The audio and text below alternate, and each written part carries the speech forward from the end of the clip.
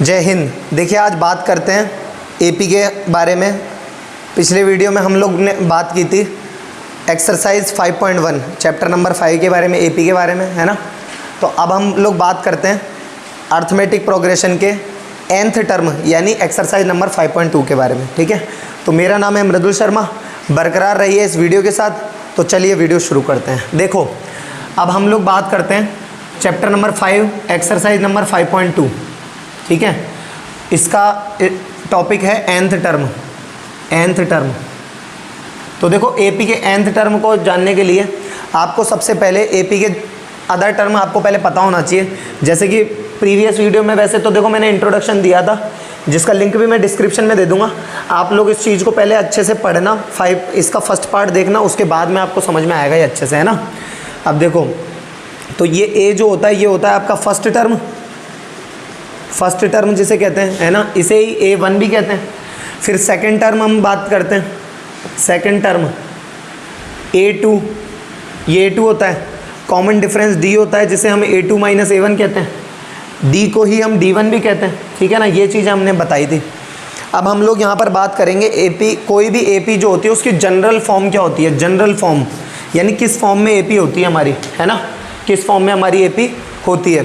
तो देखो general term पर बात करते हैं। जनरल टर्म तो देखो कोई भी एपी जो होती है वो A plus D A plus 2D dot dot dot dot इस फॉर्म में होती है, ठीक है ना। उसके बाद में हम लोग बात करते हैं, देखो जहाँ पर इसकी nth टर्म जो है, nth टर्म निकालने का एक फॉर्मूला होता है an equal to A plus n minus 1 into D, ठीक है। अरे आया समझ में, ये इसका फॉर्मूला होता है, ठीक है। अब देखो अब हमारे पास इसमें जो जैसे 5.2 एक्सरसाइज है ना, एक्सरसाइज पर ही बात कर लेते हैं। देखो एग्जाम्पल तो आप लोग कर ही लोगे इसमें, और ऐसा कोई इतना कोई घुमावदार एग्जाम्पल है नहीं वैसे तो, टिपिकल टाइप का जो आपको प्रॉब्लम दे, है ना। जो आपको प्रॉब्लम दे आप उसे प्रॉब्लम दे दो। स्टूडेंट हो आप, है ना। अरे हो कि नहीं हो? Yes sir. तो बस हो तो बस फिर अब इस चीज़ का फ़ायदा उठाओ। देखो तो एक्सरसाइज 5.2 का जैसे फर्स्ट क्वेश्चन पर ही पहले हम लोग बात करते हैं। ए आपको 7 दे रखा है, डी आपको 3 दिया हुआ है, एन आपको 8 दिया हुआ है और ए एन आपको पूछ रहा है। तो ए एन आपको पूछ रहा है तो फॉर्मूला लगाओ। देखो फॉर्मूला क्या होता है, a N equal to A plus N minus 1 into d, ठीक है ना। डी तो देखो a N equal to a यानी 7 प्लस एन माइनस 1 यानी 8 माइनस 1 डी मल्टी यानी 3 इक्वल टू 7 प्लस 8 माइनस 1 कितना हो गया 7 मल्टीप्लाई बाय 3। अब कुछ लोग इसे पहले जोड़ देते हैं, मतलब बोर्ड मास का ही रूल नहीं आता उनको। बोर्ड मास का रूल तो पता है ना, BODMAS bracket of division multiplication addition subtraction. तो ब्रैकेट ऑफ हो चुका, ठीक है। डिवीज़न नहीं है तो मल्टीप्लिकेशन यानी पहले मल्टीप्लाई करना होता है, ये पहले ऐड कर देते हैं। 7 3 जा 21 कितना हो गया 28, ठीक है। और ये क्या निकाला है हमने, nth टर्म निकाली हमने इसकी, nth टर्म। वैसे आप चाहो तो इसे ही आप 8th टर्म भी कह सकते हो, क्योंकि n ही यहाँ पर 8 है, n ही यहाँ पर 8 है, तो यहाँ पर आप 8 भी लिख सकते हो।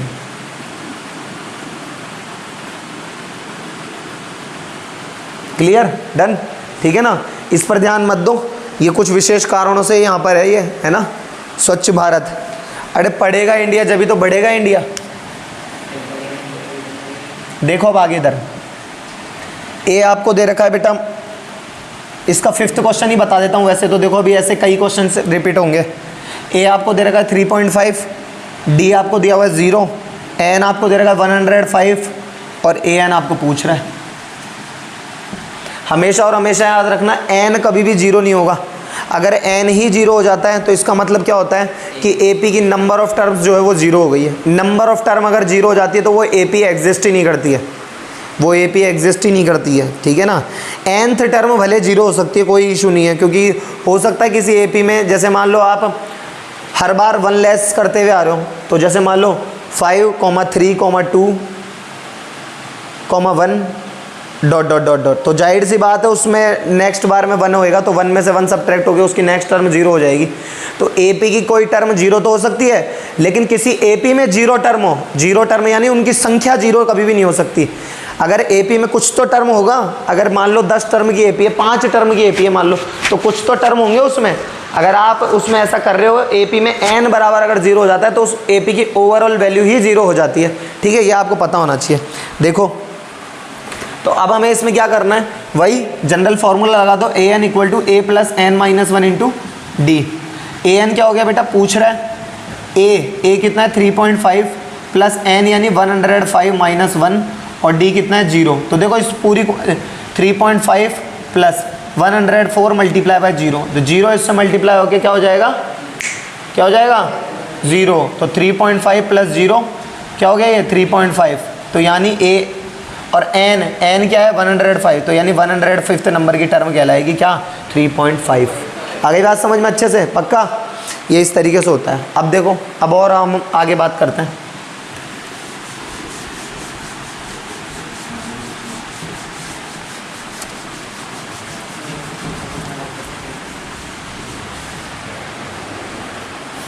तो अब इस एपी के और भी कई क्वेश्चंस हैं और बहुत ही अच्छे अच्छे क्वेश्चंस है बोर्ड में हर बार लगभग, है ना, क्योंकि पेपर मैं नहीं बनाता। जो लोग कहते हैं ना ये तो आएगा ही आएगा, मतलब यही पूछना भाई पेपर आप बनाओगे कि उनसे इतनी सी बात पूछना है ना। अब देखो, choose the correct choice in the following and justify. कह रहा है 30th term of A P this is. तो देखो 10 7 4 comma dot dot dot dot, ये कह रहा है इस ए पी की 30th टर्म क्या होगी, 30th टर्म। तो देखो एपी की 30th टर्म निकालना है आपको, 30th यानी 30वीं टर्म निकालनी है। तो वो क्या होता है देखो। अच्छा एक चीज़, अब यहाँ आते आते एक चीज़ विशेष ध्यान रखना, स्पेशल इस चीज़ को ढंग से सीखो। देखो आप लोग भी, ठीक है ना। देखो आप जितने भी नंबर के आप इसमें टर्म निकाल रहे हो, ए लिखो और उस टर्म में से एक कम करके डी से मल्टीप्लाई कर दो। जैसे मान लो अगर कोई, वैसे अभी यहाँ आपको ये कह रहा है, तो ए प्लस इसमें से एक कम करो, कितना हो गया 29, तो 29 डी हो गया ये, ठीक है। जैसे मान लो कोई आपको ए 78 कहे, तो उसे ए प्लस एक कम कर दो, इसमें से 77 डी लिख दो। मान लो कहीं पे ए 98 आ गया, तो यानी ए प्लस एक कम कर दो तो कितना हो गया 97 डी, ठीक है ना। तो जब कभी का आपको कितने भी नंबर की टर्म कहे तो आपको क्या करना है, उसमें ए प्लस एक कम करके डी से मल्टीप्लाई कर दो उससे, ठीक है। अब ए 30th कितना हो गया ये। अब ए यहाँ पर कितना है, देखो ए कितना है बेटा, देखो 7 10, डी कितना है A2 माइनस 7, तो 7 माइनस 10, तो करो देखो 7 माइनस 10 कितना हो जाएगा, माइनस का 3, ये हो गया डी। ए कितना है 10 प्लस 29 मल्टीप्लाई बाय डी कितना है बेटा माइनस का 3, 10 अपनी जगह और ये प्लस माइनस माइनस, 3 9 जा 27 की 7 कैरी में 2, 3 2 जा 6 और 2 कितना हो गया 8, कितना हो गया माइनस का 77, यानी ए 30th नंबर की टर्म कितनी हो गई इसकी माइनस का 77। ये आपको एमसीक्यूज में दे रखा है, तो आपका सी ऑप्शन करेक्ट हो जाएगा, ठीक है ना।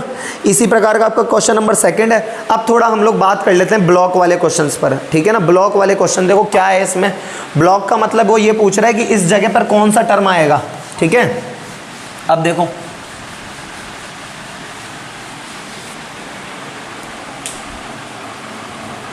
2 ब्लॉक 26, 2 ब्लॉक 26, ये ऐसे क्वेश्चन होते बहुत इजी है, लेकिन आपको इन क्वेश्चंस में थोड़ा सा दिमाग लगाना पड़ता है कि कैसे होंगे, ये क्या है इसमें। देखो जैसे a इक्वल टू 2, A1 दे रखा है, A2 दे रखा है, कुछ नहीं पता ही नहीं है, A3 कितना दे रखा है 26। तो अब A3 को आप क्या लिखते हो, A प्लस कितने डी बोलो 2D, शाबाश 2D इक्वल टू 26। ए कितना है पता ही नहीं है, दिया हुआ है ए, तो 2 प्लस डी मल्टीप्लाई हुआ है, दिया हुआ है 26। 2D equal to 26 minus 2, 2D equal to 26 में से 2 लेस करें तो कितने बचेगा 24, D equal to 24 upon 2, cut गया ये, तो D इक्वल टू कितना आ गया बेटा 12, D इक्वल टू कितना आ गया 12 आ गया, ठीक है। अब आपको पता क्या करना है इसमें, ये पता करना है A2, तो यहाँ करो देखो A2 इक्वल टू कितना आता है A प्लस डी, A कितना है 2 और D कितना है 12 और 2 कितने हो गए 14, answer A2 equal to answer. आ गई बात समझ में अच्छे से। अरे समझ में आ रहा है कि नहीं आ रहा, नहीं समझ में आया तो आपको इसी बारे में पूछना है और इसी के साथ बरकरार रहिए इस वीडियो के साथ। आगे देखो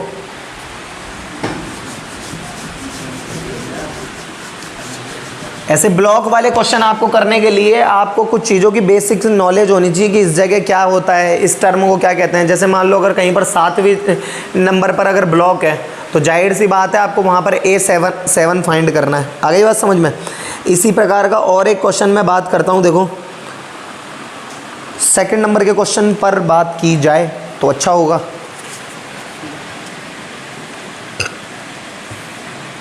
ब्लॉक 13 ब्लॉक 3। अब देखो, अब इसमें आपको एक तो A पूछ रहा है, A2 आपको 13 दिया हुआ है, A3 आपको पूछ रहा है, ब्लॉक मत बना देना क्वेश्चन मार्क, और A4 आपको 3 दिया हुआ है। अब ध्यान से सुनो, ऐसे प्रकार के क्वेश्चन क्या होते हैं। देखो जब कभी किसी इक्वेशन में जितनी अननोन क्वांटिटी होती है उनको सॉल्व करने के लिए उतनी ही इक्वेशंस की ज़रूरत पड़ती है, ठीक है। जैसे मान लो आपने लीनियर इक्वेशन पढ़ा, ठीक है। लीनियर इक्वेशन में वैसे तो अब राजस्थान बोर्ड में आपका क्रॉस मल्टीप्लिकेशन मेथड तो कट चुका है, एलिमिनेशन मेथड और सब्स्टिट्यूशन मेथड अब आपके रह गया है ना। उसमें हम लोगों ने लीनियर इक्वेशन इन 2 वेरिएबल हम लोगों ने पढ़ा। लीनियर इक्वेशन इन 2 वेरिएबल में जितनी अननोन क्वांटिटी होती है, यानी 2 अननोन क्वांटिटी होती थी, तो उनको सॉल्व करने के लिए हमें उतनी ही इक्वेशन की ज़रूरत पड़ती थी। जैसे मान लो अगर मैं आपसे पूछ लूँ कि बेटा x + y = 1 है, तो x की वैल्यू बताओ, तो आप नहीं बता सकते जब तक कि एक और इक्वेशन नहीं हो, चाहे वो प्लस माइनस करके कुछ भी हो, है ना। तो ऐसे आप तब तक उसके बारे में सोच भी नहीं सकते। तो जितनी अननोन क्वांटिटी होती है उनको सॉल्व करने के लिए उतनी ही इक्वेशन की ज़रूरत पड़ती है। जैसे मान लो अननोन क्वांटिटी मान लो x + 2 = 1।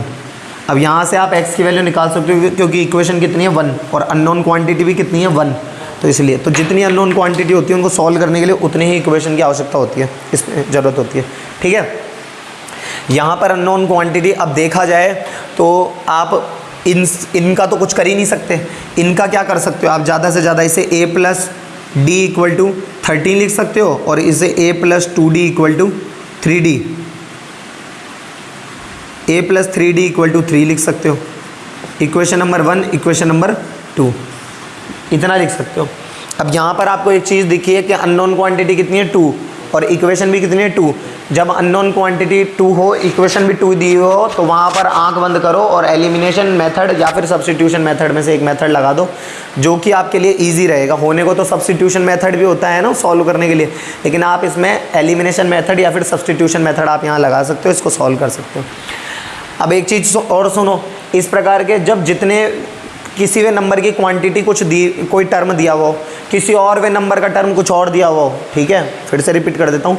मान लो कोई n-वे नंबर की टर्म कुछ दे रखी है आपको, m-वे नंबर, m फॉर मंकी है ना, m-वे नंबर की टर्म आपको कुछ और दे रखी है, और p-वे नंबर की टर्म आपसे पूछे, p फॉर पैरट है ना, तोता, वो वाले नंबर, यानी किसी वे नंबर की टर्म कुछ और दे दी, किसी वे नंबर की टर्म कुछ और दे दी और किसी और वे नंबर की कुछ टर्म पूछ रहा है, तो मैक्सिमम चांसेस है कि इस बात का कि आपके ऐसे प्रकार के क्वेश्चन में एलिमिनेशन मेथड या फिर सब्स्टिट्यूशन मेथड लगता है।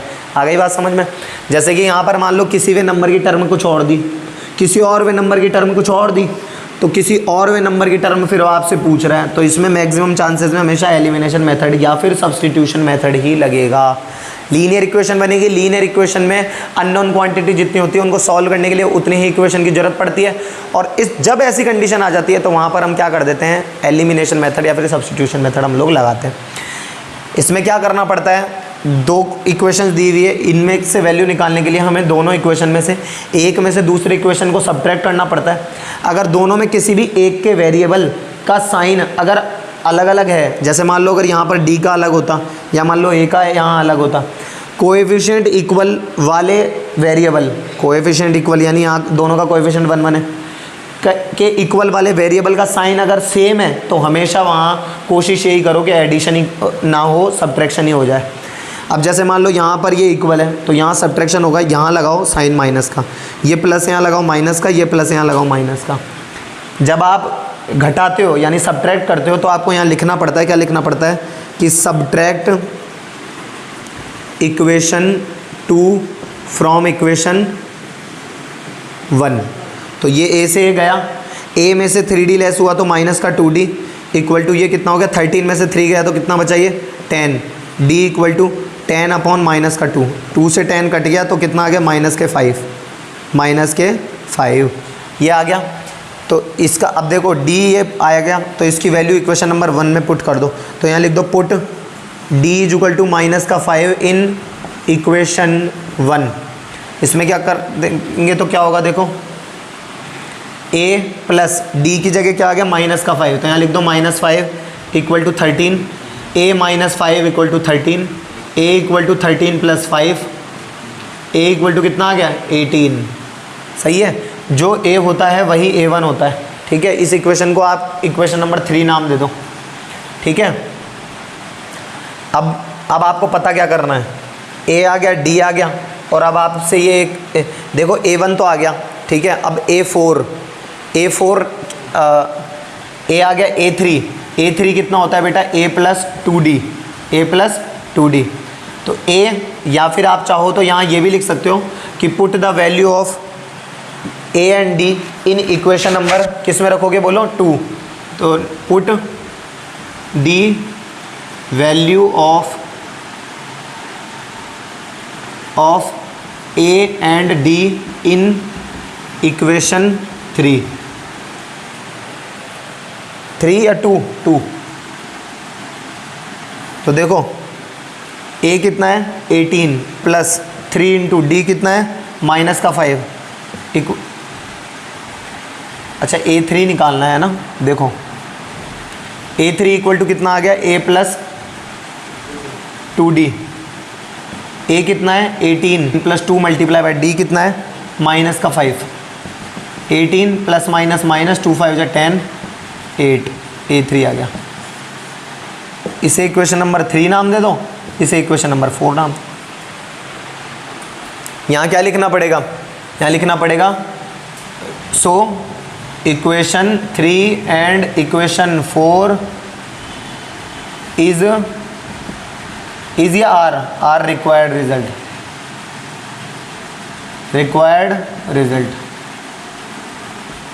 ठीक है ना, रिजल्ट्स आर रिक्वायर्ड रिजल्ट्स। ठीक है ना, इक्वेशन 3 और 4 क्या हो गए हमारे रिक्वायर्ड रिजल्ट हो गए। डन। इस प्रकार के और क्वेश्चन देखो, अब हम और क्वेश्चन पर बात करते हैं। देखो इसमें क्या करना है,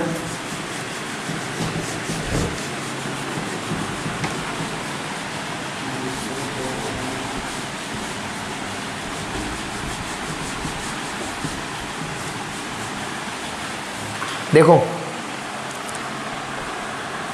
इसका एक और क्वेश्चन देखते हैं। देखो क्वेश्चन नंबर 5 अच्छा क्वेश्चन है इसका, ये देखो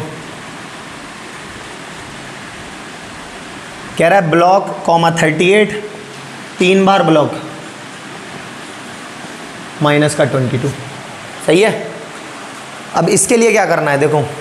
ठीक है, तो देखो तो ब्लॉक दो तो क्या है, a पता ही नहीं है, a2 38, a3 पता ही नहीं है, a4 ये भी नहीं पता, a5 ये भी नहीं पता, a6 माइनस का 22।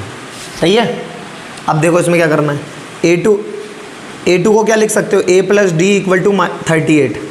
सही है, और a6 को क्या लिखोगे a plus 5d equal to minus का 22। इक्वेशन नंबर 1 और इक्वेशन नंबर 2 क्लियर। अब देखो इसमें क्या करना है, तो वही सब्ट्रैक्ट करना पड़ेगा इसमें भी, जिस साइन का पहले था उसका अपोजिट साइन में कन्वर्ट होगा ये। ठीक है ना, तो यहाँ लिखना पड़ेगा सब्ट्रैक्ट इक्वेशन 2 फ्रॉम इक्वेशन क्या है 1, तो ये भी कट गया, माइनस का 4d इक्वल टू कितना हो गया ये देखो 38 और 22 कितने हो गए बेटा बोलो 60। सही है, d equal to 60 upon minus का 4 15 चौक 60, d इक्वल टू माइनस का 15। सही है, डन। d इक्वल टू अगर ये आ गया तो put d equal to minus 15 in equation number 1, तो लिखो इसको, देखो put d equal to minus 15 in equation 1। ठीक है, तो देखो a प्लस d की वैल्यू कितनी हो गई माइनस के 15 equal to 38, a equal to 38 minus का क्या हो गया प्लस 8 और 5 13 का 3, कैरी में कितना आ गया 1 और 1 2 और 3 कितना हो गया 5, ये a आ गया। तो a हमारा आंसर है, एक तो a पर ब्लॉक लगाओ। ठीक है, a आ गया, ये आ गया। अब a3 कितना होता है बेटा देखो a प्लस 2d। हमेशा और हमेशा एक चीज़ याद रखो, AP के क्वेश्चंस में अगर आपने a और d निकाल लिया तो अब आप किसी भी नंबर की टर्म निकाल सकते हो। सही बात है, क्योंकि हमने शुरुआत में क्या लिखा था, जैसे मान लो 4th नंबर की टर्म निकालनी थी तो A3 में हमने D ऐड कर दिया, तो यानी A आया जब ही A3 आया होगा। कैसे आया होगा, क्योंकि A3 क्या होता है, A + 2D होता है, या मान लो A2 + D होता है। A2 क्या होता है, A + D होता है, और A + D क्या होता है, सेकंड टर्म होती है। सेकंड टर्म में कैसे आती है, फर्स्ट टर्म में जब कॉमन डिफरेंस ऐड होता है, तो यानी फर्स्ट टर्म अगर है और अगर आपके पास अगर उनके बीच का डिफरेंस है तो आप किसी भी नंबर की टर्म आप निकाल सकते हो उसमें, ठीक है। अब देखो A2 आ गया, A3 आ गया, A + 2D, तो A कितना है 53 प्लस 2 × D कितना है, देखो D कितना आ गया माइनस का 15, 53 माइनस का 30 और ये कितना हो गया 23, कितना हो गया 23। एक A3 हमारा आंसर आ गया। इन्हें इक्वेशन का नाम दे दो आप, ये हो गया 3, ये हो गया 4, और देखो A3 आ गया। अब A4 कितना होता है बेटा, A3 + D। अब इसमें दिमाग मत लगाओ, A3 कितना होता है 23 और D कितना होता है हमारा माइनस का 15, 23 माइनस 15 8। अरे 8 ही बचता है क्या, बोलो। अब देखो ये A4 भी आ गया। अब A5 निकालो, A5 कितना होता है A4 + D, A4 + D। A4 कितना होता है 8 और D कितना होता है माइनस का 15, 8 माइनस 15 कितना आ गया, ये माइनस का 7। ये कितना आ गया A5, A5 पर भी गोला लगाओ। ये इक्वेशन नंबर 5, ये इक्वेशन नंबर 6, A5 आ गया। तो इक्वेशन 3, 4, 5, 6 आर रिक्वायर रिजल्ट्स, ठीक है। क्या लिख देंगे, सो इक्वेशन 3, 4, 5, 6 आर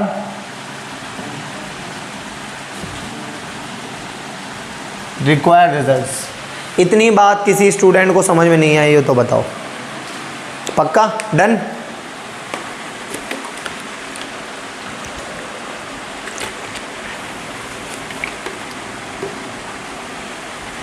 ठीक है। अब देखो और आगे हम बात करते हैं। देखो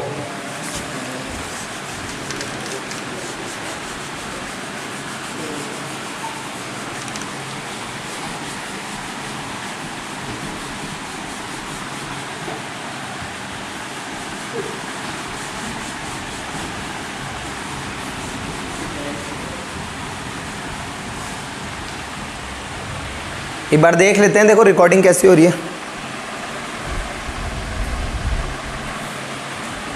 ठीक है, ओके। देखो अब आगे देखो, अब एक चीज़ और देखो, जब कहीं पर विच टर्म नाम के कुछ कहा जाए, इस एपी की कौन सी टर्म ऐसी होगी, तो वहाँ पर आपको उसे nth टर्म मान लेना है। फॉर एन एग्जाम्पल देखो, अब हम क्वेश्चन पर बात करते हैं। विच term of the given AP, जैसे 4th नंबर का आपका क्वेश्चन है 3, 8, 13, इज 78। इस एपी की कौन सी टर्म 78 होगी, तो हमें मानना पड़ेगा कि इस एपी की nth टर्म 78 होगी। तो देखो a = 3, d = 8 - 3 = 5। ये कह रहा है इस एपी की कौन सी टर्म 78 होगी, तो हमें मानना पड़ेगा nth टर्म क्या होगी 78 होगी, ठीक है, वो हमें मानना पड़ेगा।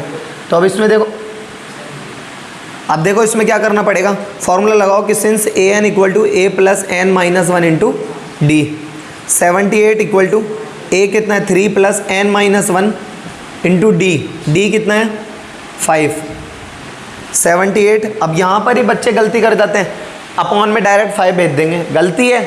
पहले आपको 3 को भेजना पड़ेगा, फिर यहाँ मल्टीप्लाई करते हैं, फिर प्लस करके अपॉन में भेजते हैं। इतना ज़बरदस्ती में स्टेप, इस डायरेक्ट 5 को भी अगर आप भेज दोगे तो भी वो ओके हैं, ठीक है। तो 78 - 3 = n - 1 × 5। 78 में से 3 गए तो 75 अपॉन 5 इक्वल टू क्या हो गया n - 1।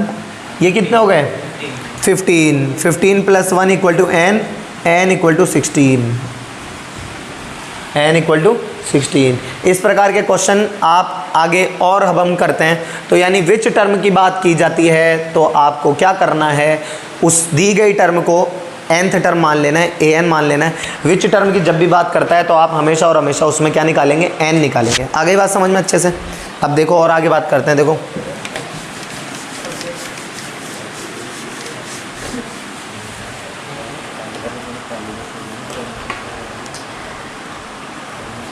अब देखो, जैसा कि मैंने अभी आपको बताया ब्लॉक वाले क्वेश्चंस में किसी और mवे नंबर की टर्म कुछ और दे दे, nवे नंबर की टर्म कुछ और दे दे, तो आपको वहाँ पर, और pवे नंबर की टर्म कुछ और पूछे, तो वहाँ पर आपको जनरली आपको वहाँ क्या करना है, आपको एलिमिनेशन मेथड या फिर सब्स्टिट्यूशन मेथड आपको वहाँ लगाना है। यही काम आपको इसमें करना है। देखो ये कह रहा है कि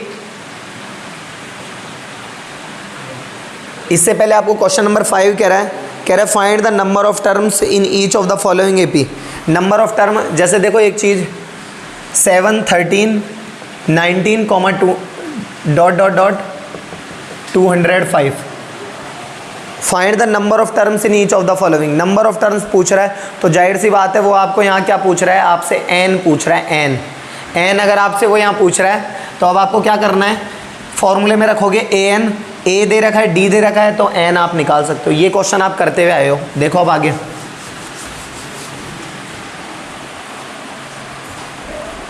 कह रहा है check whether -150 is any term of 11, 8, 5, 2 dot dot dot. Check करो कि क्या -150 इस दिए गए एपी की कोई टर्म है या नहीं। तो देखो अब आपको क्या करना है, इसमें ए दे रखा है आपको 11, डी दे रखा है आपको 8 - 11 यानी -3, है ना। क्या दी गई एपी की कोई टर्म -150 है या नहीं, तो उस हमें उसको ए एन को क्या मानना है, -150 मानना है, ठीक है। अब देखो इसमें क्या करना है, देखो फॉर्मूला लगाओ कि since A N equal to A plus N -1 into D, ये क्या है -150 इक्वल टू ए क्या है 11 प्लस एन -1 इंटू डी कितना है -3, -150 और -11 equal to N -1 multiply by क्या हो जाएगा -3, सही है। ये कितना हो जाएगा -161 और अपॉन में -3 इक्वल टू एन -1, माइनस से माइनस गया 161 upon 3 plus 1 equal to N, 161 plus 3 upon 3 equal to N, और यहाँ से क्या आ गया एन इक्वल टू 164 अपॉन 3। अब यहाँ से काटने की कोशिश करोगे नहीं कटेगा, और ये किस बात को सेटिस्फाई करता है, ये क्या दिखाता है, ये एन यहाँ है। एन अगर एक होल नंबर आता है ना, अगर एक पूर्णांक आता, अगर एक एन अगर, तो वहाँ हम क्या कह देते, अगर एन एक होल नंबर आता तो हम ये कह देते नेचुरल नंबर जो कि होता है, तो सॉरी मतलब एक एन अगर एक नेचुरल नंबर जो होता है अगर वो आता तो हम ये कह देते कि ये -150 है, इसकी कोई टर्म है। लेकिन ऐसा नहीं हुआ, ये फ्रैक्शनल आया है, और मैंने आपको शुरुआत में बताया था एन जो होता है वो कभी भी फ्रैक्शनल नहीं आएगा और ना ही नेगेटिव आता है, क्योंकि किसी चीज़ की संख्या होती है, या तो 0 होगी या फिर 0 से बड़ी भी कोई पॉजिटिव एक नंबर होगी, नेचुरल नंबर 2, 3, 5, 7, 9, 11, है ना, ये होगा। माइनस में कभी भी नहीं हो सकती और फ्रैक्शनल कभी भी नहीं हो सकती। तो एन आ गया, एन भी हमने देख लिया और ए और डी भी हमने देख लिया। तो यहाँ पे हम क्या कह देंगे, सो देखो यहाँ क्या लिख देंगे, सो -150 is not any term of given AP.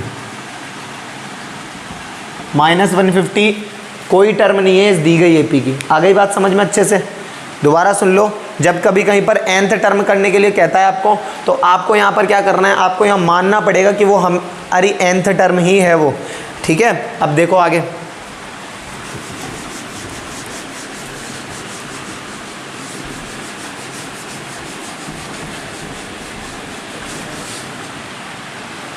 आगे देखो,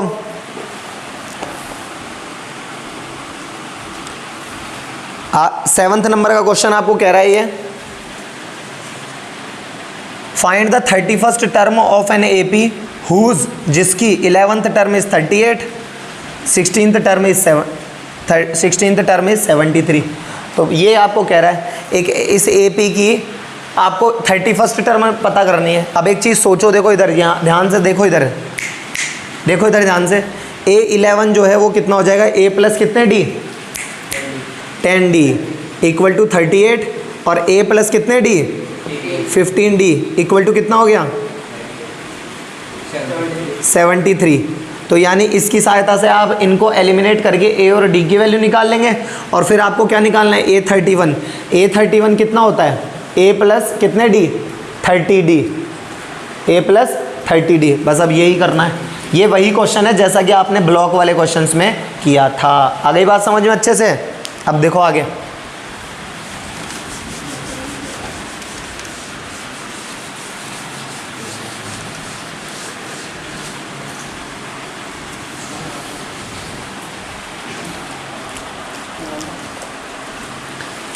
अब ये देखो क्या कह रहा है, an A P consist of 50 terms which third, एक ए पी जो है वो कितने टर्म्स कंसिस्ट करती है, कंसिस्ट मतलब उसमें टोटल टर्म है, यानी टोटल टर्म यानी उसकी नंबर ऑफ टर्म दे रखा है आपको, यानी एन आपको दिया हुआ है। देखो एन आपको कितना दे, n A P consist of 50 terms, n आपको दिया हुआ है, इसमें कितना दिया हुआ है, देखो 50 दिया हुआ है एन आपको कितना दे रखा है, 50 दिया हुआ है। Which third term is 12, third term is 12, last term is 106। अब लास्ट टर्म है तो जाहिर सी बात है 50 50 अगर पूरी टर्म्स है तो यानी वो लास्टवें नंबर की टर्म कौन सी होगी, 50वें नंबर की टर्म होगी वो। एपी में अगर टर्म ही 50 है तो वो, और ये कह रहा है लास्ट टर्म, तो लास्ट टर्म मतलब कितनी होगी, 50 टर्म होगी। तो A50 इक्वल टू कितना हो जाएगा, last term is 106। Find the 29th term, ये आपको दिया हुआ है, ये इसका कच्चा चिट्ठा है। अगर ये रफली अगर आप लिखना, अगर इन क्वेश्चंस को अगर आप सीख गए, you will not fail any kind of questions, आप इनमें फिर प्रॉब्लम नहीं होगी आपको इन क्वेश्चंस में। देखो एन आपको दिया हुआ है, A50 से आप एक चीज़ कह सकते हो, क्या इससे क्या कह सकते हो, पहले तो ये देखो A + 2D इक्वल टू कितना हो गया 12, और इससे क्या कह सकते हो, देखो A प्लस कितने D 49, D इक्वल टू कितना आ गया 106। इनको आप एलिमिनेशन करके इस मेथड की सहायता से A और D की वैल्यू निकाल सकते हो। A आ गया और फिर D आ गया, कुछ आ जाएगा, ठीक है। A और D जो भी आएगा, इस A29 निकालना है। A29 क्या होता है, A + 28D, A + 28D, A + 28D से आप A निकाल लोगे और D निकाल लोगे, सिंपल। सही है, समझ में आ रही है मेरी बात। देखो आगे,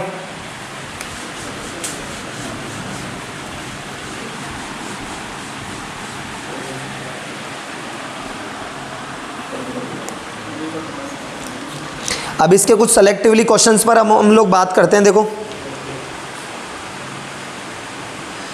जैसे एक थोड़ा सा इसमें 9th में भी बता देता हूँ, ये कह रहा है किसी एपी की 3rd और 9th टर्म दे रखी है आपको।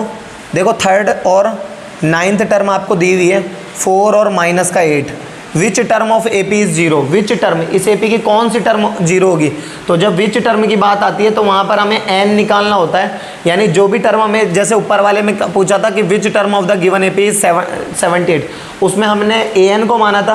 विच टर्म के लिए यहाँ पे हमें ए एन को क्या मानना पड़ेगा, 0 मानना पड़ेगा। एन निकाल लोगे, एन आ जाएगा, यानी उतने में नंबर की हमारी टर्म आ जाएगी।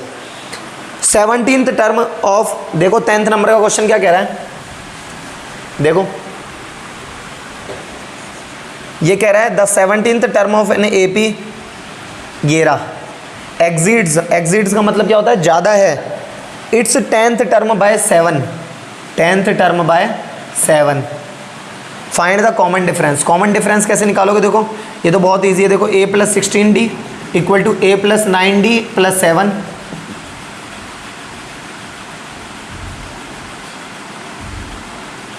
ए से गया 16D में से 9D गया तो 7D इक्वल टू 7, ये कट गया तो D इक्वल टू क्या आ गया 1। तो ईजी है, तो एक नंबर में भी नहीं पूछूं, मैं तो पूछूं ही नहीं है मैं किसी से, इतना तो मैं ऐसे सोचूंगा ये पता ही है किसी को, लेकिन हकीकत तो ये है हमारे महान विद्वानों को ये भी नहीं पता, बच्चों को, है ना। देखो इधर, देखो आगे, देखो 11th नंबर का क्वेश्चन कह रहा है कि विच term of AP, this AP क्या दे रखे 3, 15, 27, 39, ... इस एपी की कौन सी term will be 132 more than इस 50th टर्म। इस एपी की कौन सी टर्म 132 ज़्यादा होगी इसकी 54th टर्म से। हमने माना कि वो इसकी nth टर्म होगी, जो कि इसकी 54th टर्म से 54th टर्म से 132 ज़्यादा होगी। दोबारा सुन लो क्वेश्चन क्या कह रहा है, इस एपी की कौन सी term, which term of the given AP, ये कह रहा है which term of the given AP, ये दे रखा है विल बी 132 मोर देन इस 54th term, will be 132 more than इस 54th टर्म। तो हमने माना कि वो क्या है, ए एन है, यानी nth टर्म होगी ऐसी, हमने क्या माना, ये कौन सी होगी, nth टर्म होगी। अब इसे निकालने के लिए पहले इसकी थोड़ी सी हेल्प ले लेते हैं। देखो यहाँ से आप a निकाल लोगे 3 आ जाएगा, और d निकाल लोगे तो कितना आ जाएगा, 13 - 3 कितना होता है 12 आ जाएगा। इसकी सहायता से ये कितना होता है, ए प्लस एक कम करके डी से कर दो प्लस 132, ए और डी की वैल्यू उठाकर यहाँ से रख दो। ए क्या है 3 प्लस 53 मल्टीप्लाई बाय डी कितना है 12 प्लस 132, 3 प्लस 12 3 जा 36 का 6 कैरी में 3, 12 5 जा 60 और 3 63 प्लस 132। तो देखो 3 और 6 9 और 2 11 का 1 कैरी में 1, 1 और 3 4, 4 और 3 7 और 6 और 1 7, 771। आ गई बात समझ में अच्छे से, ठीक है ना। इस प्रकार के और क्वेश्चन देखते रहो, आपको आराम से आज हम ये एक्सरसाइज कंप्लीट ही करके रहेंगे। देखो फटाफट देखो,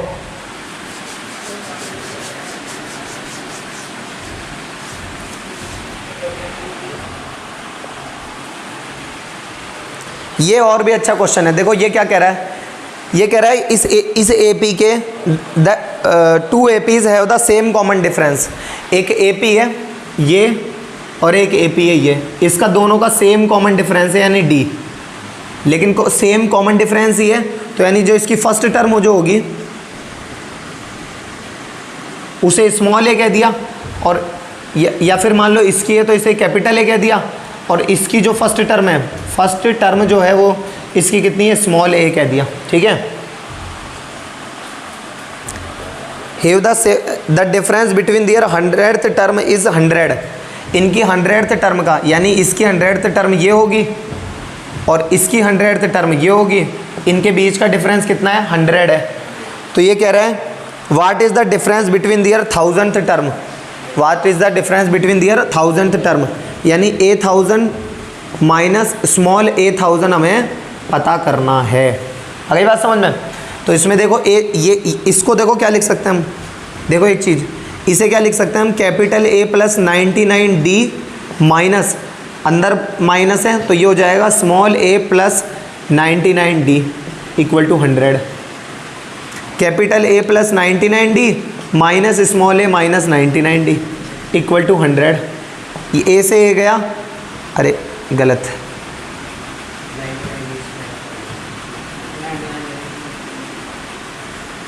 99D से ये गया, capital A minus small a कितना हो गया 100 हो गया, सही है। अब देखो, अब आपको ये निकालना है, ये टर्म, इसे क्या कहेंगे आप, देखो A1000 माइनस स्मॉल A1000, इसे क्या कहोगे आप, A1000 को तो लिखोगे आप इसे आप लिखोगे कैपिटल A प्लस 99 या 999D माइनस, इसे क्या लिखोगे small a minus 999D plus a plus 999D और minus small a minus 999D। ये फिर से वही गलती हो रही है। अब देखो इसमें क्या करना है, ये कट गया तो capital A minus small a आ गया, capital A minus small a आ गया। यहाँ से आप क्या जान सकते हो कि capital A minus small a की वैल्यू तो इक्वेशन नंबर 1 से कितनी है 100, और यहाँ क्या लिख दोगे फ्रॉम इक्वेशन नंबर 1, ठीक है। तो ये क्या हो गया A1000 माइनस स्मॉल A1000, यानी इनके 100th टर्म के बीच का डिफरेंस कितना हो गया 1000, ठीक है। अब हम लोग बात करते हैं आपके नेक्स्ट क्वेश्चन पर। तो नेक्स्ट क्वेश्चन आपका क्या है, देखो नेक्स्ट क्वेश्चन है हमारा, how many 3 digit number are divisible by 7। ये बहुत ही अच्छे टाइप के क्वेश्चन है। ऐसे क्वेश्चंस को आप ना केवल रिलेट कर सकते हैं बल्कि आप खुद से बना भी सकते हैं। देखो how many 3 digit number are divisible by 7, इसमें कुछ भी बना सकते हो आप। How many 2 digit number are divisible by 5, 6, 7, कुछ भी बना सकते हो। इसमें कह रहे हैं 3 डिजिट नंबर। अब 3 डिजिट नंबर शुरू कहाँ से होते हैं 100 से और जाते कहाँ तक है 999 तक। अब हमारे काम के कौन से हैं, वो जो डिवाइड जाते हैं किससे, आपका 3 से है ना, 7 से। हाउ मेनी 3 डिजिट नंबर है ना, तो 7 से डिवाइड जाने के लिए आपको क्या करना पड़ेगा, एक ऐसा पहला 3 डिजिट नंबर जो कि 7 से डिवाइड जाता है, हमें वो लगाना पड़ेगा।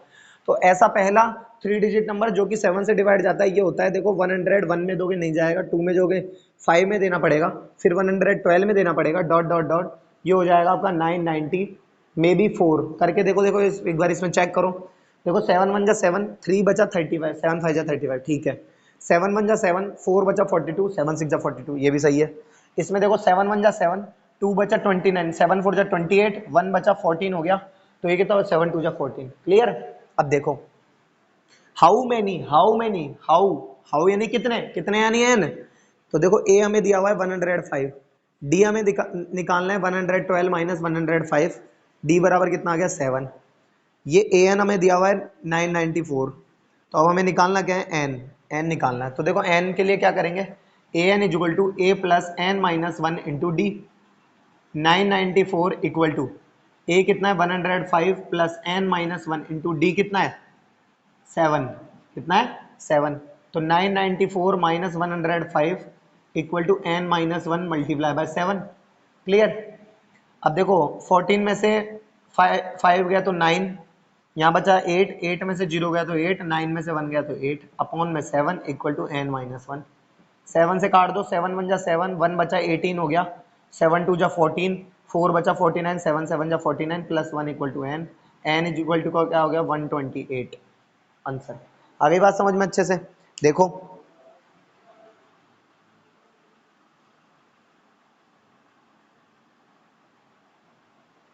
नेक्स्ट क्वेश्चन पर अब हम लोग बात करते हैं।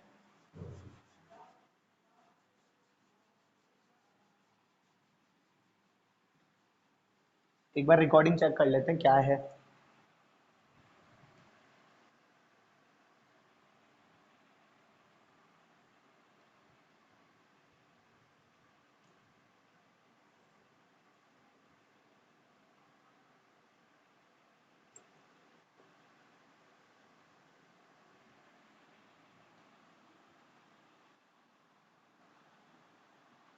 How many multiple of 4 between 10 and 250। How many multiple of 4 lie between 10 and 250। 14 number का क्वेश्चन है, 10 एंड 250 और मल्टीपल ऑफ 4, 4 का ऐसा पहला मल्टीपल जो कि 10 और 250 से बड़ा हो, इसके लिए 10 से जस्ट बड़ा नंबर यानी 10 के ठीक बाद वाला पहला 2 डिजिट नंबर जो कि 7 से डिविजिबल होता है, जो कि 10 से बड़ा है, यह आपको दे रखा है। वो 4 से divisible 12, 16 comma dot dot dot dot. अब यहाँ पर हो जाएगा आपका 248, क्योंकि 4 6 जा 24 और 4 2 जा 8। क्लियर। अब इसमें भी यही पूछ रहा है हाउ मेनी। अब हाउ मेनी के लिए क्या करना पड़ेगा, a equal to 12, d equal to 16 minus 12 कितना हो गया 4, और ए एन इक्वल टू आपको दे रखा है 248। इस ऐसी एपी का लास्ट टर्म जो है वो आपका कितना हो गया 248। ठीक है। अब देखो 248, अब इसके लिए अब आप सबसे पहले nth टर्म निकालो।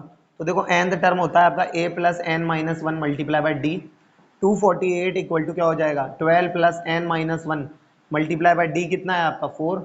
जब कभी आपको मल्टीपल्स ऑफ समथिंग ऐसे प्रकार के क्वेश्चन कहता है, तो हमेशा एक बात याद रखना, मैक्सिमम क्वेश्चंस में d इक्वल टू वही नंबर होगा जिसके मल्टीपल आप ढूंढ रहे हो, क्योंकि आप हर बार यही तो कर रहे हो। देखो 12 16, तो ये 4 का डिफरेंस तो आप वैसे भी अपने आप बनाओगे, तो d अपने आप वहाँ d यही होने वाला है ना, इस चीज़ का विशेष ध्यान रखना। तो 248 minus 12 equal to N minus 1 multiply by 4। 248 में से आप 12 ऐड करोगे, लेस करोगे, तो ये हो जाएगा 236 upon 4 equal to N minus 1।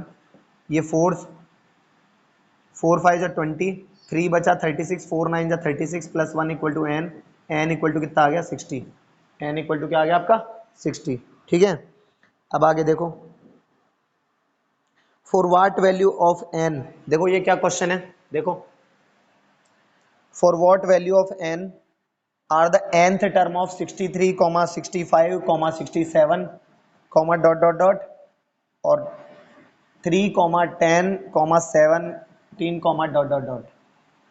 AP की किस वैल्यू के लिए दिए गए एपीज की जो nth टर्म जो है वो एक दूसरे के इक्वल आए, तो इसकी nth टर्म निकालोगे तो देखो क्या आ जाएगा, इसकी nth टर्म ऊपर वाली एपी की nth टर्म क्या होती है a plus N minus 1 into D. ये तो कॉमन आपका फॉर्मूला हो गया। ठीक है। अब इसमें nth टर्म निकालने के लिए क्या करोगे, देखो a यानी 63 प्लस एन माइनस 1, डी कितनी है 65 माइनस 63 कितना हो गया 2, तो 63 plus 2n minus 2, 61 plus 2n। ठीक है, ये तो हो गया इसकी nth टर्म। और अब इस वाले की nth टर्म निकालने के लिए क्या कहेंगे, इसे ए एन डैश कह दो, वो कितना होता है देखो, A plus N minus one, यानी 3 plus N minus one, N minus one into D 10 - 3 कितना हो गया 7, 3 प्लस 7n माइनस 7, 7n - 4, ठीक है, ये हो गया 2। Since according to condition A N जो है वो इक्वल है ए एन डैश के। क्यों है? क्योंकि ये कह रहा है कौन सी एन की कौन सी वैल्यू के लिए दी गई एपी की nth टर्म एक दूसरे के इक्वल होगी। तो उसके लिए देखो ये इक्वल रख दो, तो यानी फ्रॉम इक्वेशन 1 एंड 2, तो देखो 61 + 2n = 7n - 4, तो 2n - 7n = माइनस के 4 माइनस के 61 माइनस के 5n = ये कितने हो गए माइनस के 65, काट दो, n = 13, n = 13 के लिए दी गई एपी की nth टर्म एक दूसरे के लिए इक्वल होगी, ठीक है। देखो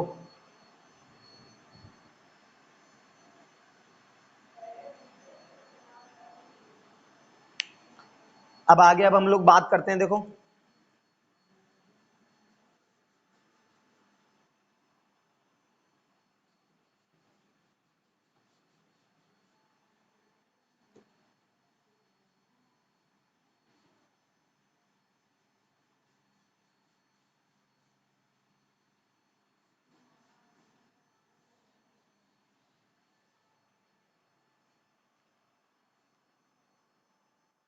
ये कह रहा है डिटरमाइन द एपी हुज, अब देखो ये क्या है, डिटरमाइन द एपी हुज जिसकी third term is 16, seventh term exceeds its fifth term by 12, जिसकी सेवंथ टर्म उसकी फिफ्थ टर्म से 12 ज्यादा है। और आपको क्या कह रहा है ये, डिटरमाइन द एपी। अब आपको एपी फाइंड करनी है इसमें, तो देखो इसे क्या लिख सकते हो आप, a + 2d = 16, इसे तो इक्वेशन नंबर 1 कह दो। और इसे क्या लिखोगे, a + 6d = a + 4d + 12, ये a से a गया, 6d - 4d = 12, 6d में से 4d लेस करा तो कितना हो गया 2d = 12, ये कट गया तो d = क्या आ गया 6, d = 6, d = अगर 6 आ गया तो यहाँ लिखेंगे आप पुट d = 6 इन इक्वेशन नंबर 1। करो ये देखो, a + 2 × 6 = 16, a + 12 = 16, a = 16 - 12, a = कितना आ गया 4, ठीक है। अब a आ गया, ये आ गया। अब आपको ये तो आपको ये बात पता ही है कि कोई भी AP जो होती है, सो AP किस तरीके से लिखी जाती है, a1, a + d, जैसे a, a + d, a + 2d, dot dot dot dot, a यानी 4, 4 + d, 4 + 2 × 6, डॉट डॉट डॉट, 4, 4 और 6 10, 2 6 12, 12 और 4 कितना होगा 16, डॉट डॉट डॉट। ये इस तरीके से आपकी एपी बन गई। क्लियर? इस तरीके से आपके ये क्वेश्चन इसी तरीके से होंगे। आपको से लग रहा होगा सर कितनी जल्दी जल्दी करते जा रहे हैं, बेटा ये है ही हलवा, है ही हलवा, ये बहुत इजी क्वेश्चन है। आपको खुद को ऐसे लगेगा कि ये कितनी बार बस ये है, आपको केवल और केवल वीडियो देखना है, उसके हिसाब से अपने नोट्स बनाने हैं और उसकी रफ में प्रैक्टिस करनी है ना। देखो आगे,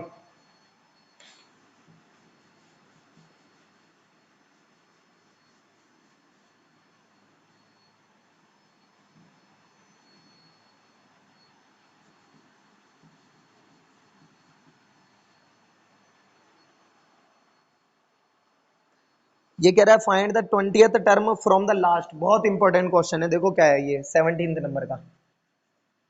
find the 20th term from the last, 20th term from last whose AP is 3, 8, 13, डॉट डॉट डॉट अप टू 253, ठीक है। अब फ्रॉम लास्ट से आपको हमेशा और हमेशा एक चीज याद रखो, 1 ऐड करना पड़ता है, 1 ऐड करना पड़ता है। जैसे कि अगर मैं आपको कहूं, जैसे मान लो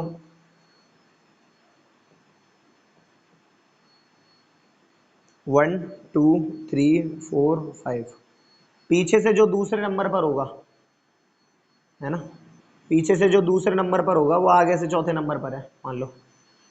अब ये टर्म अगर आपको मैं कहूँ पीछे से दूसरे नंबर की टर्म क्या होगी, तो आपको उसमें से उस क्वांटिटी को सब्ट्रैक्ट करना पड़ेगा और 1 ऐड करना पड़ेगा।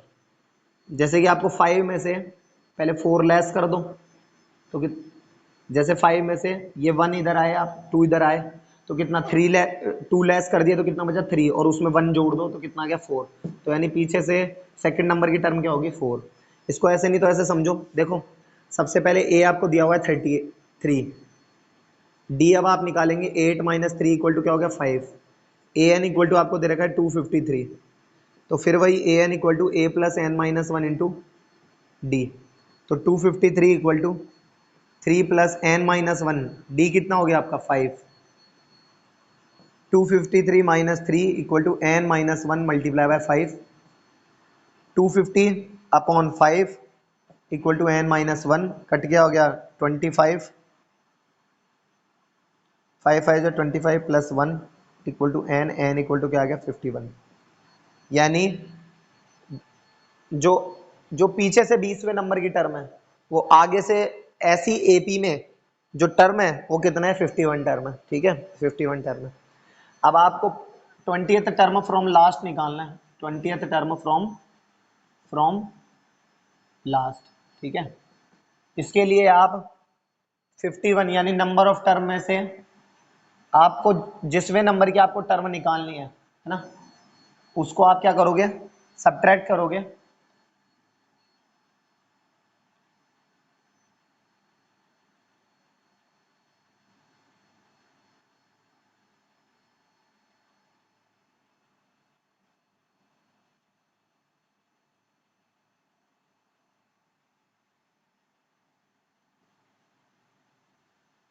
+1 कितना हो गया 52 माइनस 20, और ये 20 कहाँ से आया आपका, जिसवें नंबर की आपको टर्म निकालनी है, तो कितना आ गया 32। तो यानी जो पीछे से 32 नंबर की जो टर्म होगी है ना, वो असल में आगे से 32 नंबर की टर्म होगी। तो A32 निकालने के लिए क्या लिखेंगे आप इसे A प्लस 31D। दोबारा सुनो, पीछे से जो 20वें नंबर की टर्म होगी वो आगे से कितनेवें नंबर की टर्म होगी, इसलिए मैंने इसमें 1 जोड़ दिया, ठीक है ना। तो ए कितना हो गया 3 plus 31 multiply by D, d कितना हो गया हमारा 5, 3 प्लस 5 1 जा 5 5 3 जा 15, 158 158 A32, क्लियर। दोबारा सुन लो, सबसे पहले आपने नंबर ऑफ टर्म निकाला, अब टोटल नंबर ऑफ टर्म में से पीछे से जितने भी नंबर की टर्म आपको सब्ट्रैक्ट निकालनी है वो सब्ट्रैक्ट करो और उसमें 1 ऐड कर दो, उसमें 1 ऐड कर दो। अरे बचपन में खेल तो खेला होगा ना, जैसे मेरे हाथ में कितनी उंगली है, बोले 10, बोले नहीं 11 है, कैसे पता चला, बोले 10 9 8 7 6, तो ये 6 यानी छठे नंबर पर आ गई ना ये, और ये असल में कौन से नंबर पे थी है, इसको अगर आप सीखोगे तो आपको ये पता चल जाएगा ये चीज़, ठीक है ना। अब देखो आगे,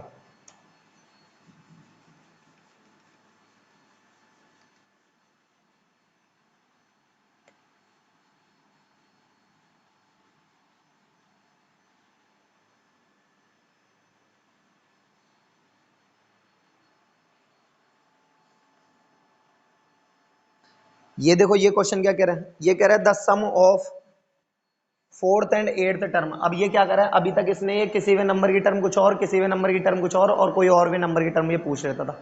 अब ये दो कोई अदर एम वे और एन वे टर्म्स का सम दे रखा है, देखो क्या कह रहा है 18th नंबर का क्वेश्चन है, बोल रहा है the sum of 4th and 8th term of N AP is 24 and sum of 6th and 10th term is 44, find the first 3 terms. First 3 term मतलब A1 पता करना है, A2 पता करना है और A3 पता करना है।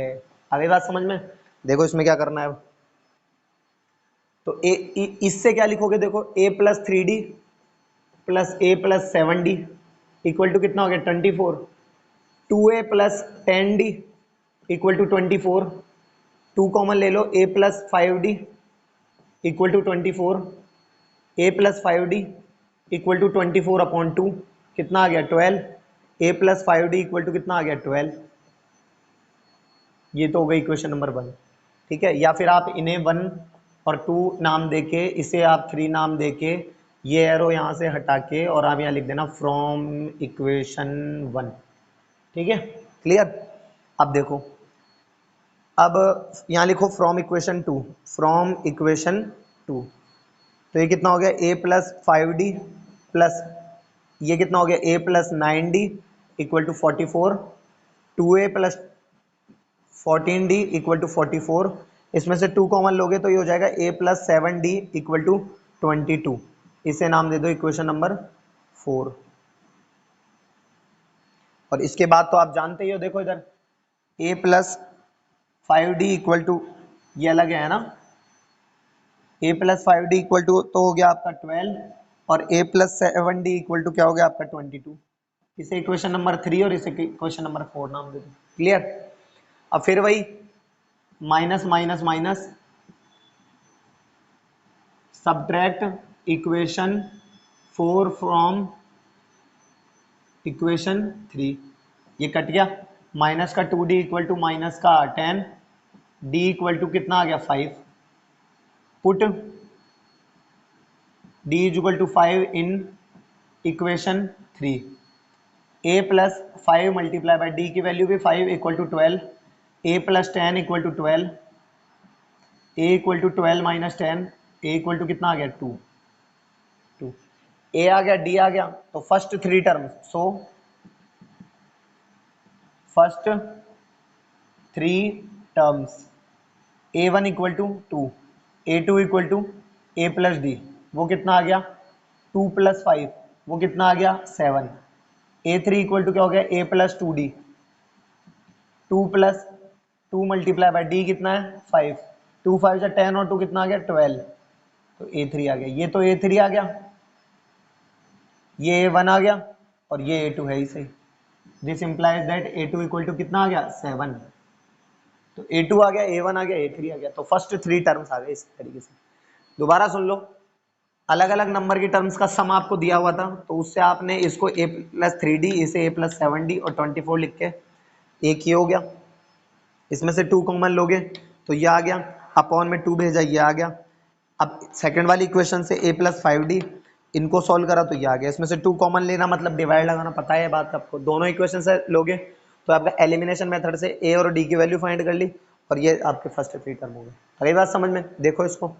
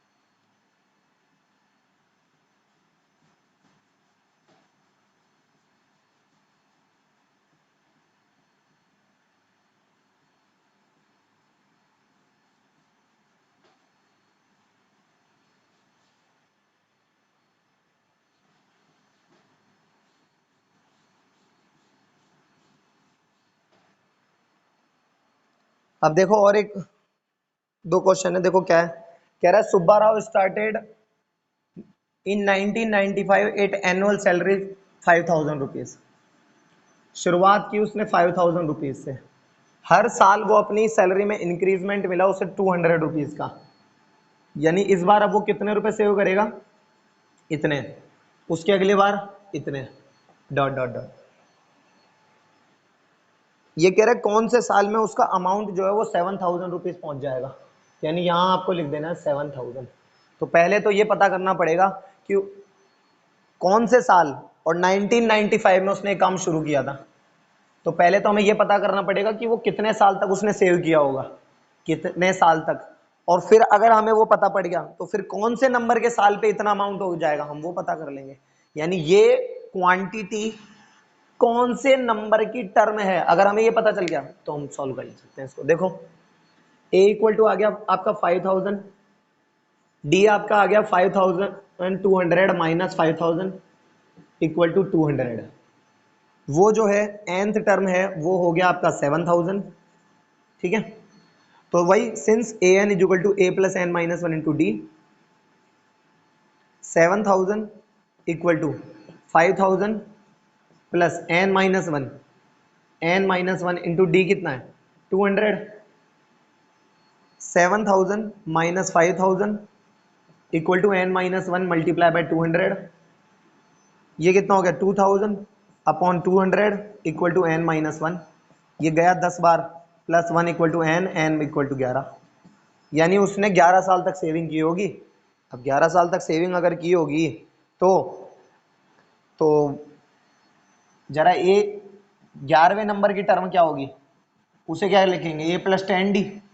अब ये यहाँ पर जो है इस क्वेश्चन में, ये बोर्ड में आया हुआ क्वेश्चन है, ये यहाँ पर इसमें ऐसा इसीलिए दिया गया है क्योंकि पहली बात तो ऐसा कोई आपको देख के लगेगा नहीं कि इसमें 2 बार एपी का जो फॉर्मूला है जनरल टर्म का 2 बार आपका ये यूज में आएगा, ये आपको देख के लगेगा नहीं। तो इसके लिए आप फर्स्ट टर्म इसमें देखो, ये आपको यहाँ पर फर्स्ट टर्म अब इस बार ये नहीं रखनी है, आपको ये सन रखना है कि कौन से सन में इसने यूज ली थी, जैसे कि 1995, तो 1995 प्लस 10 मल्टीप्लाई बाय डी यहाँ पर कॉमन डिफरेंस। अब कॉमन डिफरेंस बच्चा यहाँ जाके 200 लगा देता है। अब 200 साल थोड़ी ना डिफरेंस रखा होगा उसने इस चीज को 200 रुपए केवल ऐड करने के लिए, ऐसा नहीं है। वो हर साल अपना इंक्रीजमेंट बढ़ा, जैसे उसके 200 रुपए जुड़े उसने जोड़ दिए, फिर अगले साल 200 रुपए और बढ़े, तो यानी हर साल एवरी ईयर कह रहा है, यानी एक एक साल के बीच का डिफरेंस है, यानी इस साल करा अब अगले साल करेगा, फिर इस साल करा फिर अगले साल करेगा, तो यहाँ पर कितना आ जाएगा 1। तो 1995 प्लस 10 तो कितना आ गया 2005, यानी सन 2005 में उसकी सेविंग कितनी हो गई इसकी। सो इन 2005 द अमाउंट इक्वल टू कितना आ गया 7000 रुपीज। अगली बात समझ में अच्छे से, ये ऐसे है। अब एक आपका लास्ट क्वेश्चन है, देख लो एक बार इसको, स्क्रीनशॉट ले लो, देखो अब इसका लास्ट क्वेश्चन है वो देखते हैं। देखो उसके साथ ही इसी एक्सरसाइज का हो जाएगा आपका समापन, फिर बोलते रहना सत्यनारायण भगवान की जय। अब देखो इधर, ये आपका कह रहा है रामकली, इसकी कली उसकी कली सबकी कली मसक कली रामकली। देखो saved 5 rupees in first week, पहले वीक उसने 5 रुपए जोड़े, बहुत महानता का काम करा उसने। इतने रुपए में तो हमारे यहाँ के बच्चे चुलबुले कुरकुरे खा जाते हैं। देखो इधर, first week of a year then increased हर वीकली सेविंग बाय 1.75, इतने रुपए मिले, इतने रुपए में उसको इंक्रीजमेंट मिला, इतने रुपए का अमीर बन गई अब वो। फिर उसके पास कुछ रुपए जुड़े होंगे, इतने रुपए हो गए वो, फिर इसमें इतने रुपए का फिर इंक्रीजमेंट हुआ और बेचारी सेव करती चली गई। तो इसको 5 6.75 कॉमा ये कितना हो गया, देखो 6 और 1 7 और 75 और 75 150, तो ये कितना हो गया 8.50, ठीक है, comma dot dot dot, done. ये कह रहा है हर weekly saving becomes saving by इतने रुपए इन द nth वीक, हर वीकली सेविंग बिकम 20.75, ये कोई nth वीक में इसकी सेविंग इतनी हुई है। अब हमें ये पता करना है, देखो a इक्वल टू क्या दे रखा 5, d equal to 6.75 minus 5 equal to 1.75, an equal to आ गया आपका 20.75। अब हमें क्या पता करना है, n पता करना है, यानी कौन से वे वीक में उसकी सैलरी जो है वो इतनी पहुंच गई होगी। तो देखो वही जनरल फॉर्मूला लगा दो, ए एन बराबर a plus N minus one into d, लगाओ 20.75 इक्वल टू ए यानी 5 plus N minus one into d, d कितना है 1.75। देखो इसको कैसे करना है, 20.75 minus 5 equal to N minus one multiply by 1.75, 15.75 upon 1.75 equal to N minus one, ये पॉइंट से पॉइंट हट गया। देखो ये कितना हो जाएगा आपका 25 7 जा 175 और 25 6 जा 150 और 75 25 3 जा 75 7 9 जा 63, n equal to n minus one, देखो n minus one equal to 9, n is equal to 9 plus 1, n is equal to कितना आ गया 10, यानी 10वें वीक में उसकी सैलरी कितनी हो जाएगी 20.75, जिसकी आज के रेट में कोई वैल्यू नहीं है। 20 रुपए जोड़े बेचारे, 10 वीक से जोड़ते रहे, 2.5 महीने लगा दिए 20 रुपए तक पहुंचने में, है ना। चलो कोई बात नहीं, अपनी अपनी गरीबी है, ठीक है। सो इन nth वीक, है ना, in nth week her savings, उसकी saving, so nth week equal to, वो कौन सा वीक हो गया, 10th। ये कह रहा है ना कौन से वे वीक में किसी nth वीक उसकी सैलरी कितनी हो जाती है, इतनी। बताओ वो कौन से नंबर का वीक होगा। In if in nth week her salary saving this, find n। तो n इक्वल टू क्या आ गया यहाँ पर, ये यहाँ डायरेक्ट ही लिख दो आप, तो n इक्वल टू कितना आ गया आपका 10, n इक्वल टू 10। ये जो आपने निकाला यही आपकी, यही आंसर हो गया। अगली बात समझ में। इसी तरीके से अब आप लोग इस वीडियो पर करो, जितना हो सके उतना अपने फ्रेंड से शेयर करो। उसके बाद में हम sum of first and terms of N AP को करेंगे नेक्स्ट वीडियो तक। तब तक के लिए धन्यवाद। पढ़ते रहिए और मुस्कुराते रहिए, बिना बात के नहीं।